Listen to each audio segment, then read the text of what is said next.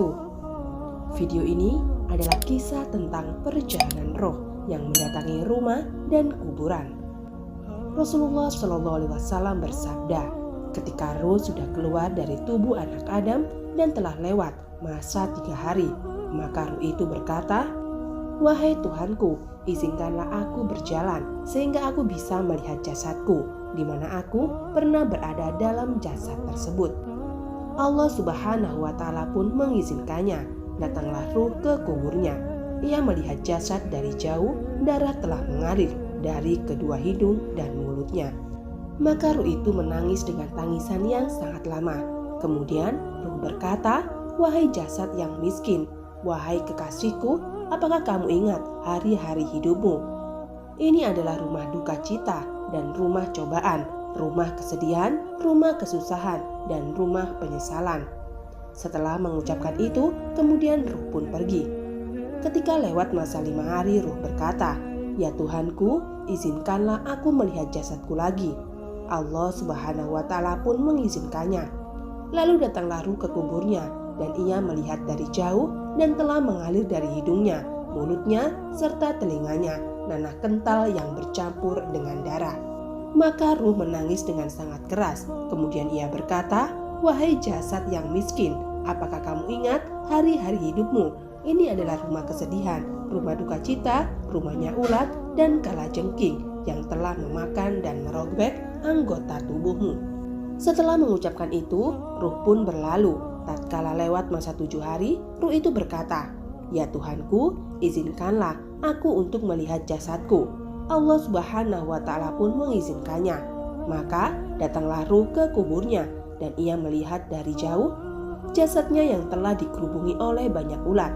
Melihat hal itu, ruh menangis dengan sangat keras seraya berkata, "Wahai tubuhku, apakah kamu ingat hari-harimu, di mana anak-anakmu, kaum kerabatmu, saudara-saudaramu, teman dekatmu, sahabatmu, dan di mana tetanggamu, yaitu orang yang ridho bertetangga denganmu?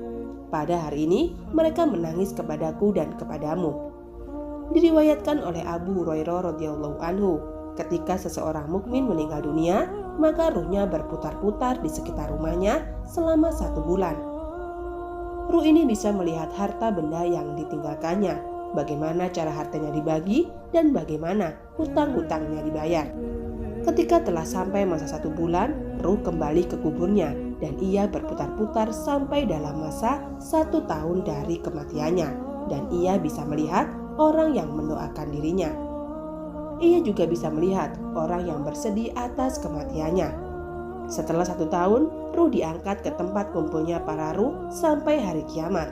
Dalam hal ini, Allah Subhanahu wa Ta'ala berfirman, "Pada malam itu turun malaikat-malaikat dan malaikat Jibril dengan izin Tuhannya untuk mengatur segala urusan." Al-Quran Surat Al-Qadar ayat 4. Ada yang mengatakan bahwa bersama para malaikat itu ada ruh dan raihan. Juga ada yang mengatakan bahwa yang dimaksud dengan ruh pada ayat itu adalah malaikat yang agung yang turun khusus melayani orang mukmin, sebagaimana firman Allah Subhanahu wa Ta'ala, "Pada hari ketika ruh dan para malaikat berdiri bersaf-saf, mereka tidak berkata-kata kecuali siapa yang telah diberi izin kepadanya oleh Tuhan yang Maha Pemurah, dan ia mengucapkan kata yang benar." Al-Quran Surat An-Naba ayat 38. Ada yang mengatakan kata roh dari ayat di atas adalah ruhnya Nabi Muhammad SAW yang ada di bawah arsy. Ruh ini memohon izin kepada Allah di malam Lailatul Qadar agar diperkenankan turun untuk memberi salam kepada orang mukmin. Maka roh itu berjalan di tempat mereka. Pendapat lain juga mengatakan maksud kata ruh dari ayat itu adalah ruh para kerabat yang sudah mati. Ruh itu berkata, "Ya Tuhan kami, izinkanlah kami turun ke bumi sehingga kami bisa melihat anak-anak kami dan keluarga kami." Akhirnya turunlah ruh itu di malam Lailatul Qadar. Seperti yang dikatakan oleh Ibnu Abbas, pada waktu hari raya, hari Asyura, hari Jumat yang pertama di bulan Rajab, malam pertengahan bulan Sya'ban, malam Lailatul Qadar, serta malam Jumat, keluarlah ruh-ruh orang yang sudah mati. Mereka berdiri di pintu rumahnya seraya berkata, "Kasihanilah kami di malam ini yang penuh berkah dengan bersedekah."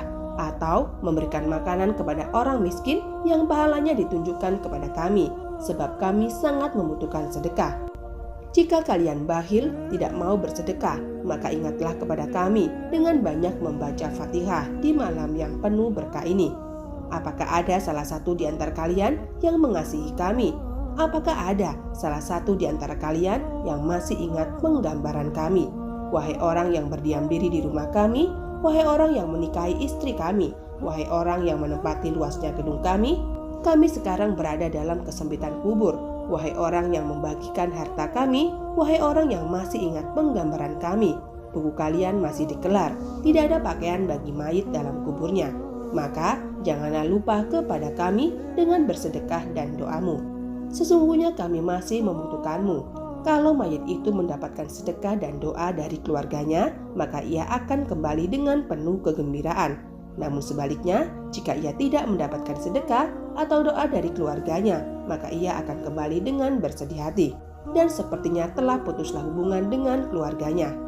Dan inilah sedikit video tentang perjalanan ruh orang-orang yang sudah meninggal, yang akan kembali ke rumahnya ketika malam-malam tertentu dan ketika awal-awal dari kematiannya. Mudah-mudahan dari video singkat ini ada manfaat bagi kita semua. Wallahu a'lam bishawab. Wabillahi taufik wal hidayah. Wassalamualaikum warahmatullahi wabarakatuh.